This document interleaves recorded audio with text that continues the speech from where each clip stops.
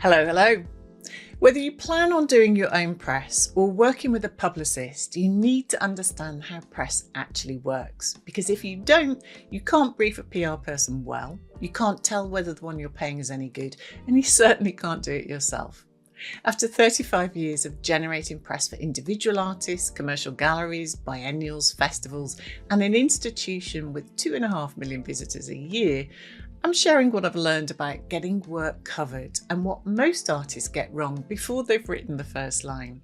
So before we get into it, if you're not already following the podcast, please hit follow now so this lands in your feed each week. There's a lot in this one and hopefully you'll want to listen back.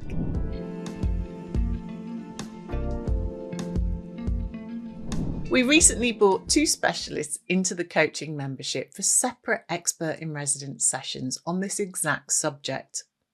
Laura Davis, with 25 years as a journalist, formerly arts editor at the Liverpool Daily Post and Liverpool Echo, now writing freelance and running Raised Voices, her audience development practice, gave members the journalist view from the inside. David Field, cultural communications strategist and business development consultant with nearly 20 years in culture sector communications across in-house and agency, now running a boutique consultancy working with art businesses, art fairs, publishers and galleries across Europe, the Gulf and Korea, gave members the publicist strategic view. 2 separate sessions, 2 complementary angles on the same problem, both available in the coaching membership on replay at kerryhand.com/membership. Link in the show notes. What I'm doing now is sharing what I've learned doing this work myself over 3.5 decades, sitting on both sides of the table. Here's the thing that changes everything else. A press release is not a marketing leaflet for your work. It's a piece of writing aimed at one specific reader, a journalist on a deadline, deciding very quickly whether your story is one they can sell to their editor. Most artists get this wrong. They write press releases as if they're writing the wall text for the show. Academic, polished, beautifully crafted, and completely useless because they don't answer the only question the journalist is actually asking, which is, why should anyone care about this now in a way that connects to my readers? So before you write a word, there are 3 honest questions I want you to put your story through. The first is, what's the news? Not what's the work, not what's the concept.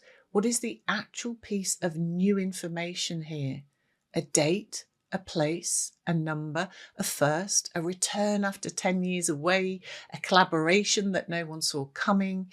If you can't say what's new in one sentence, you don't have news yet. You have an announcement. The second, who specifically is this for? Not the press and not the art world. A particular publication with a particular readership who pick it up for particular reasons. The same exhibition can be a feature in a regional paper because of where the artist grew up, a story in a business magazine because of who paid for it or commissioned it, and a critic's pick in an art monthly because of the work itself. 3 different angles, 3 different pitches, 3 different journalists. Most artists send one generic release to everyone and wonder why nothing lands. And the third, what's the picture? Genuinely, what's the core or the key image that a journalist could put at the top of the page? If that image doesn't tell a story in and of itself, then the photograph you have isn't strong enough yet. Get that sorted before anything else. Those 3 questions, what's the news, who specifically is this for, and what's the picture, is going to save you more wasted pitches than any template I could give you. So your story passes those 3 questions.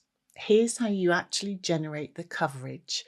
7 moves in the order that I do them. Number 1, write the headline first, not last. Before you draft a single paragraph, if you can't write a headline that a journalist could lift straight off your page and use unchanged, short, specific, factual, with the news in it, your story isn't sharp enough yet. Artist returns to Brooklyn after 20 years with a show built from the city's lost industrial archive is a headline. I am pleased to announce my new exhibition is a press release going straight in the bin. Number 2, put the news at the top. Not your training, not your previous shows, not the prizes. The first paragraph answers what is happening, who's doing it, where and when. The second paragraph answers why does this matter? Everything about you as the artist, your background, your CV, your previous exhibitions, sits further down in a boilerplate paragraph or in the notes to editors. A journalist who needs that context will scroll. A journalist who has to scroll to find the news has already moved on. Number 3, include a quote, but make it a real one. Not I'm delighted to announce, not I've always been fascinated by, a specific, slightly surprising human sentence that gives the journalist something they could not have written themselves. If your quote could have come out of any artist's mouth about any show, rewrite it. Number 4, build a press pack before you pitch anybody.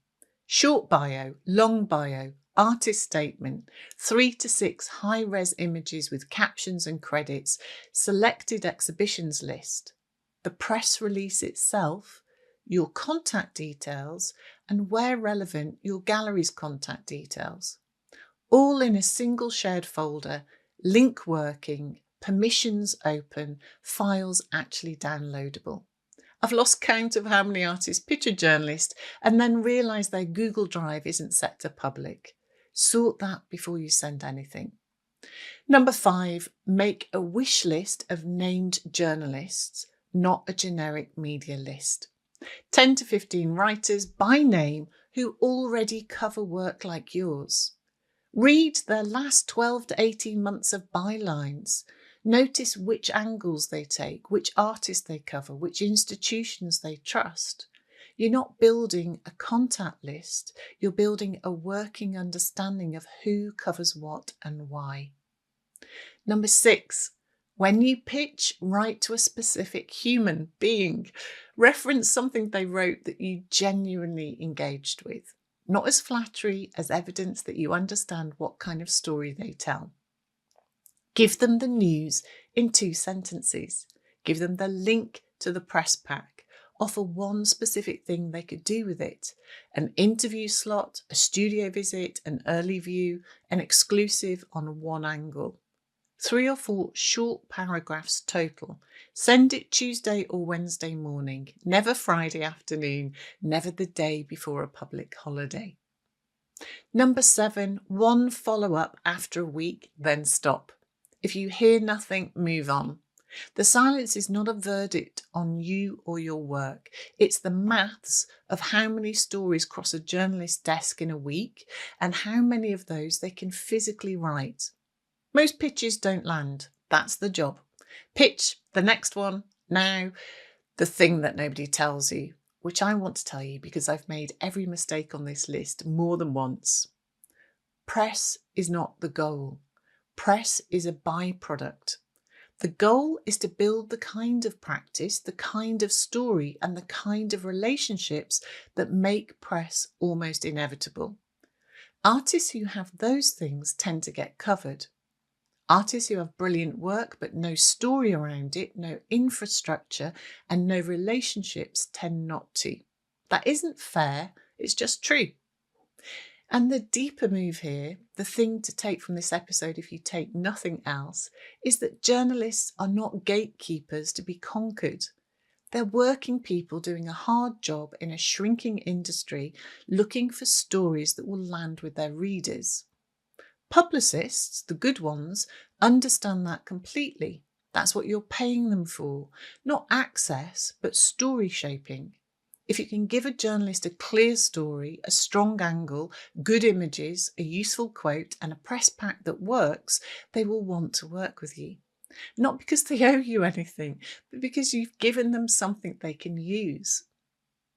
And think beyond the arts pages. Some of the best coverage I've ever generated for artists has been in lifestyle magazines, business sections, regional papers, specialist podcasts, independent newsletters, Substack writers and content creators with genuine reach in adjacent communities. The arts pages are crowded. Everywhere else, your story might be the most interesting thing in someone's inbox that morning. So, if you have a show, a launch, a residency, a project, a publication, or anything else coming up in the next 6 months, here's what I'd like you to do this week. Pick one, just one. Write the headline you'd want a journalist to write about it.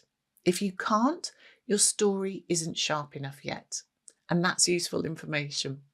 Then start a short list of 10 journalists whose work you respect and who cover things like yours.